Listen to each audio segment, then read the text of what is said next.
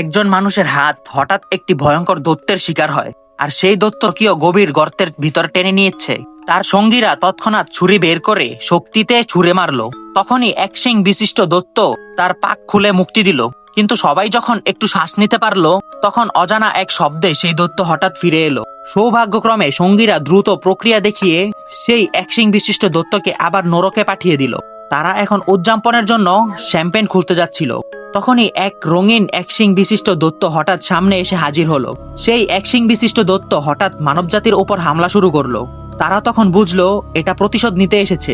যদিও তার রূপ দেখতে আকর্ষণীয়, কিন্তু তার ভেতরে একজন মাংস খেকো দৈত্য লুকিয়ে আছে। তার শিং থেকে রং বেরঙের ধোঁয়া বের হচ্ছে। যখন সবাই আবার সচেতন হলো, একশিং বিশিষ্ট দৈত্য তখন ইতিমধ্যে অদৃশ্য হয়ে গেছে। শুধু একটি দল বিব্রত মানুষের মতো দাঁড়িয়ে রইল। তারা জানতো না যে তাদের শরীরে এমন এক মাদক লেগেছে যা মানুষের মনের ভাব পরিবর্তন করতে সক্ষম। দ্রুতই তারা বিভ্রান্তিতে ভুগতে শুরু করলো। কিন্তু সৌভাগ্য, সবচেয়ে শক্তিশালী রূপে শয়তান তাড়ানোর ক্ষমতা রাখেন কনস্ট্যান্টিনের সাহায্যে। তারা সেই বিষাক্ত অবস্থার থেকে দ্রুত সুস্থ হয়ে উঠল। তুমি যদি তোমার মা বাবাকে ভালোবেসে থাকো, তাহলে এখনই একটি লাইক দিয়ে চ্যানেলটি সাবস্ক্রাইব করো।